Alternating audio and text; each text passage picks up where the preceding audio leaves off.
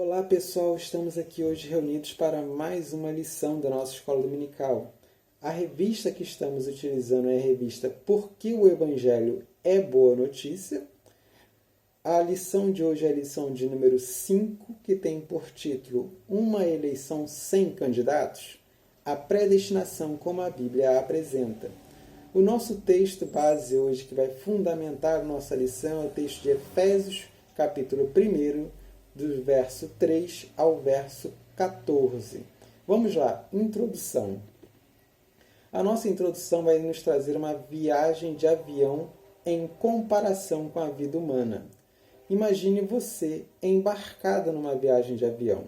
Uma vez que você está embarcado numa viagem de avião, a sua viagem possui um destino certo.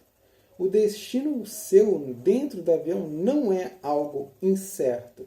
Você certamente irá desembarcar num local que foi predeterminado antes da sua viagem dentro do avião. Você está dentro do avião e lá dentro do avião você terá esse destino certo. Assim também a vida humana. Uma vez que você nasceu, a sua vida certamente possui um destino.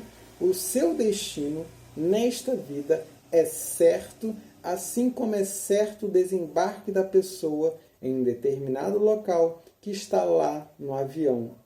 A vida humana não possui um destino incerto.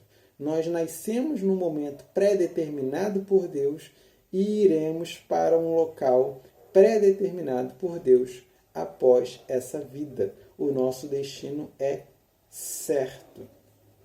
No ponto 1 da nossa lição, nós temos a seguinte pergunta: predestinar ou prever? Predestinar ou prever? São duas formas de explicar a doutrina da predestinação. A primeira forma é explicar a doutrina da predestinação como uma predeterminação, como uma predestinação ao pé da letra. A segunda forma é explicar a predestinação como uma antevisão, como uma previsão. Seria explicar a doutrina da predestinação de uma forma que não é ao pé da letra. Predestinação enquanto predeterminação.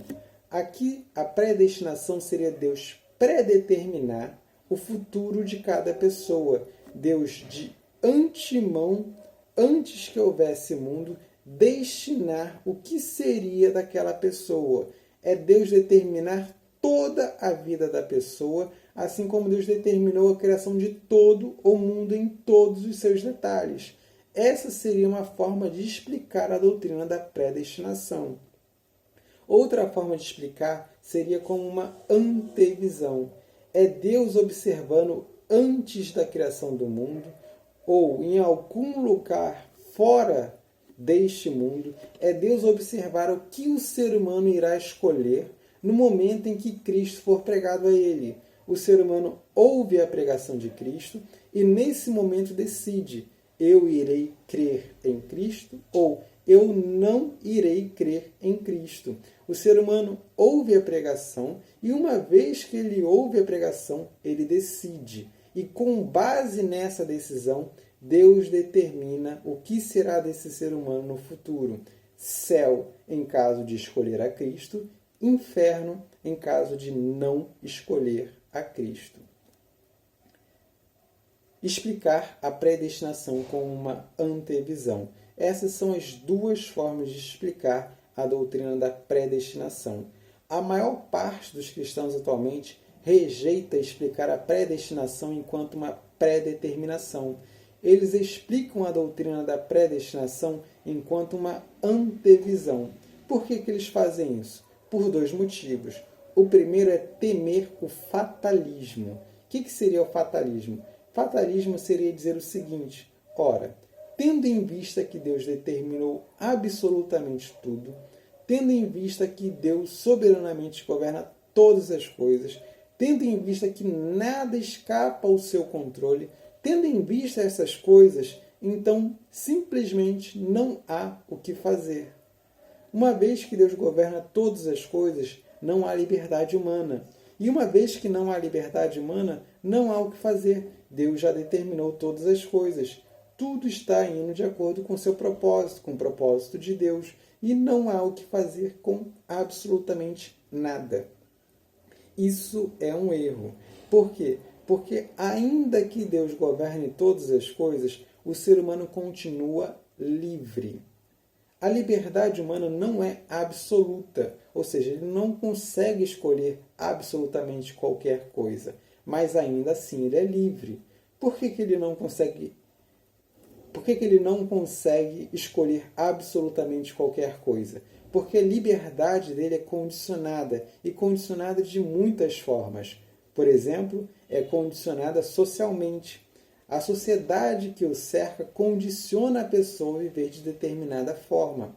Ele é condicionado geneticamente. A genética humana condiciona o ser humano a ser de determinada forma. O ser humano é condicionado pelo pecado que há dentro dele. O pecado que habita dentro dos nossos corações nos condiciona a agir de determinada forma. Então, por uma série de motivos, o ser humano, ainda que seja livre, não possui liberdade absoluta.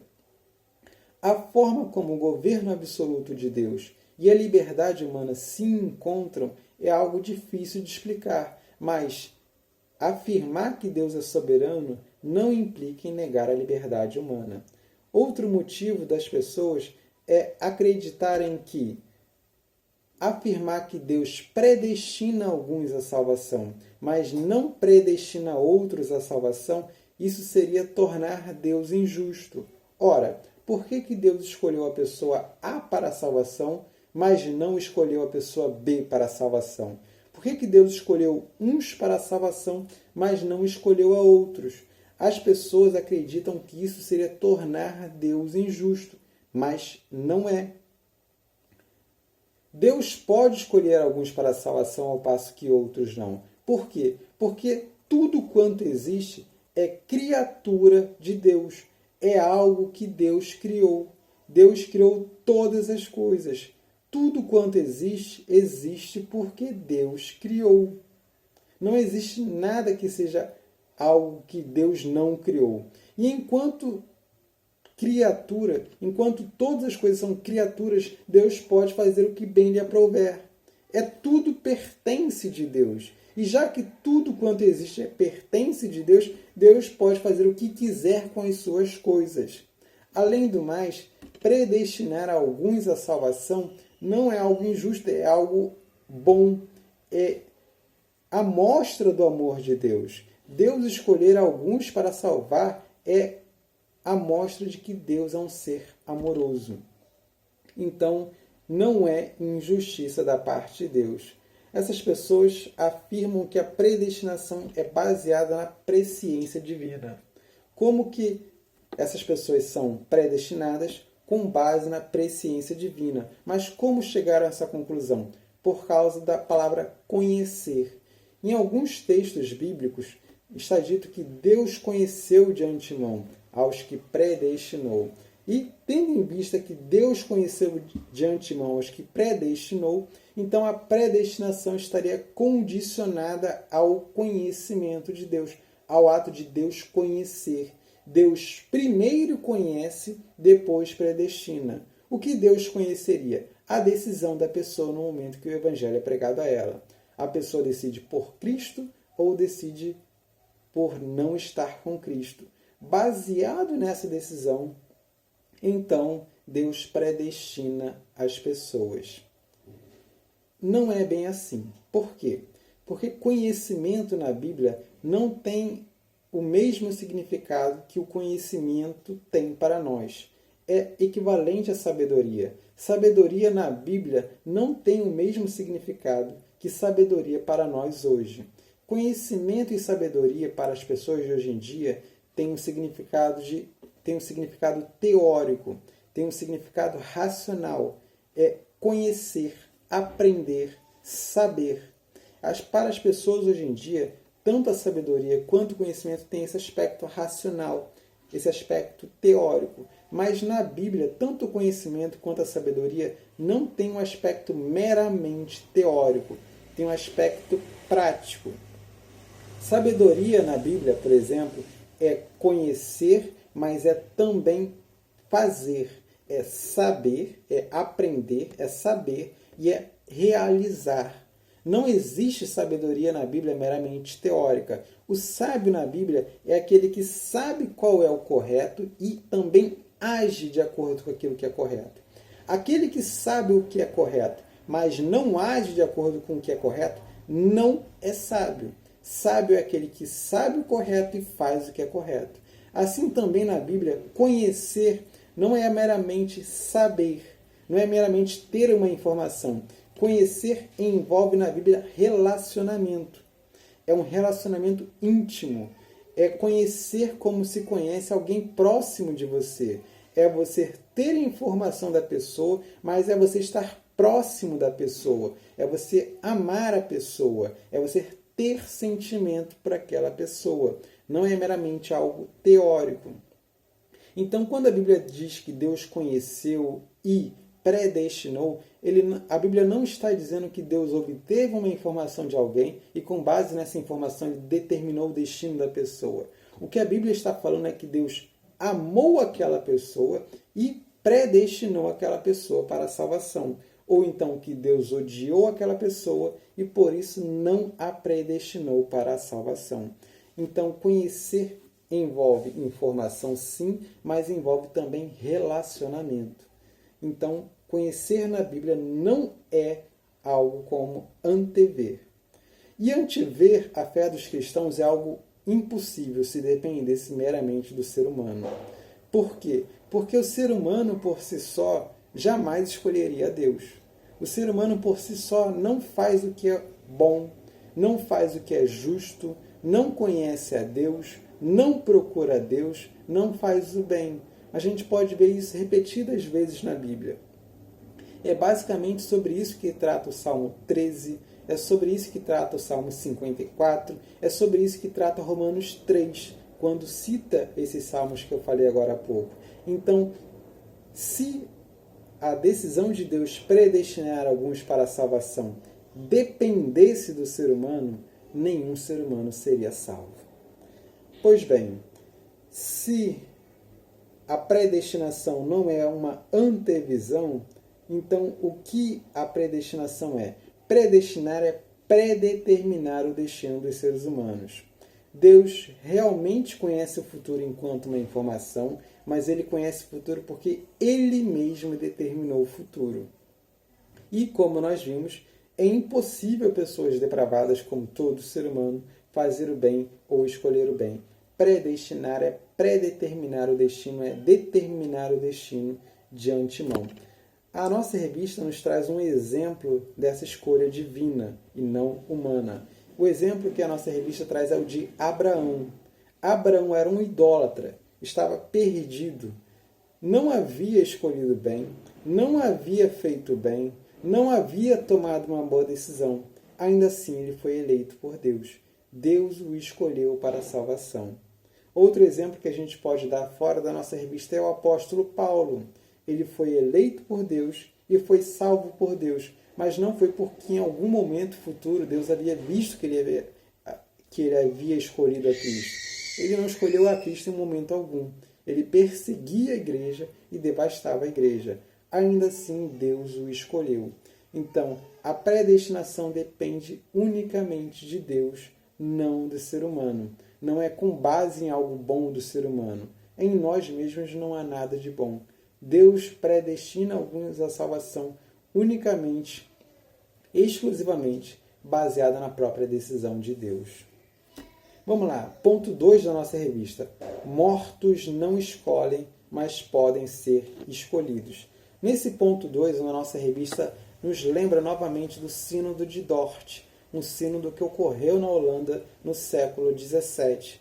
Aquele sínodo tomou por base aquilo que os remonstrantes fizeram. Eles apresentaram uma crítica à doutrina da salvação da igreja e essa crítica era baseada em 5 pontos. Os 5 pontos do arminianismo, os 5 pontos dos remonstrantes, da remonstrância. Esses 5 pontos que eles apresentaram era de que a depravação do ser humano era parcial.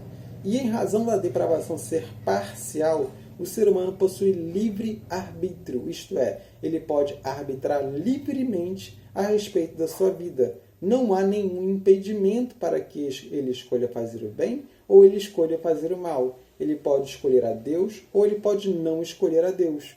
Esse foi o primeiro ponto da remonstrância. O segundo era de que a eleição de Deus era condicional, ou seja, condicionada à escolha humana. A escolha humana baseada no livre-arbítrio. E uma vez que qualquer ser humano pode escolher, e uma vez que a eleição de Deus está condicionada a essa escolha, então a expiação que Cristo fez na cruz é universal, ou seja, para todo ser humano, para que todo ser humano possa escolher ser salvo. E uma vez que a expiação é universal, a graça de Deus é resistível. Ou seja, a graça de Deus que vem até o ser humano pode ser resistida pelo ser humano, porque o ser humano é um ser livre. E uma vez que o ser humano é um ser livre e a graça pode ser resistida, o ser humano pode cair da salvação por sua livre escolha. Observem que todos os outros 4 pontos subsequentes ao primeiro dependem do primeiro. Se a depravação é parcial e o ser humano é livre, então a eleição é condicional, a expiação é universal, a graça é resistível e há a possibilidade de queda. Esses 4 pontos estão condicionados ao primeiro, dependem do primeiro ser verdadeiro. Mas o que o Sínodo de Dort respondeu na contra-remonstrância? O que o Sínodo de Dort estabeleceu como a ortodoxia reformada, a fé correta reformada? Estabeleceu que a depravação é total, ela não é parcial e ela compromete o livre-arbítrio. O ser humano não tem condições de arbitrar livremente sobre a sua vida. A pecaminosidade do ser humano compromete essa liberdade absoluta. A liberdade do ser humano é uma liberdade condicionada. A depravação é total. E uma vez que o ser humano não pode escolher fazer o que é bem porque a sua liberdade é condicionada, a eleição depende exclusivamente de Deus. Não depende de nenhuma condição humana. Ela é incondicional.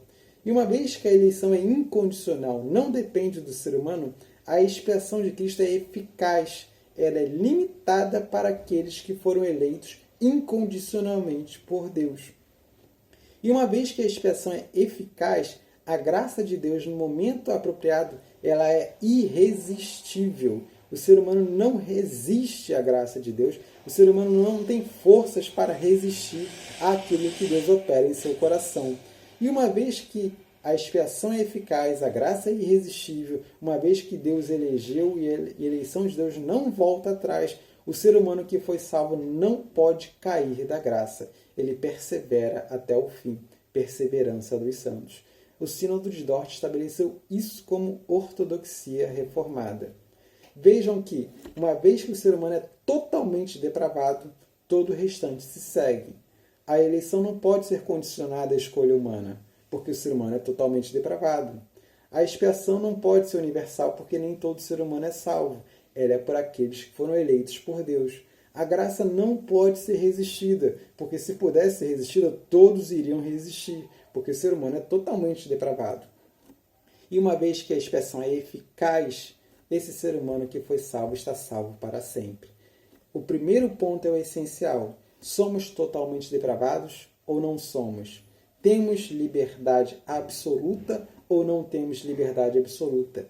O primeiro ponto que você defende irá condicionar os demais pontos. Temos de aceitar a depravação total que já foi exposta antes, porque ela é que determina o restante do sistema. Mas o que a depravação total é e o que ela não é? Relembrando rapidamente. A depravação total não implica que somos tão ruins quanto poderíamos ser, mas implica que o pecado contaminou o ser humano por inteiro, de modo que tudo quanto nós fazemos está contaminado pelo mal. Mesmo os melhores feitos dos pagãos estão contaminados pelo mal e não são aceitáveis a Deus. E, embora nós não sejamos tão ruins quanto poderíamos ser, nós não somos tão ruins como poderíamos ser por causa de Deus. por causa da graça de Deus que opera nesse mundo e que limita o mal dos seres humanos. Porque a depravação total, o pecado do ser humano, faz com que o ser humano tenda a ser de mal a pior.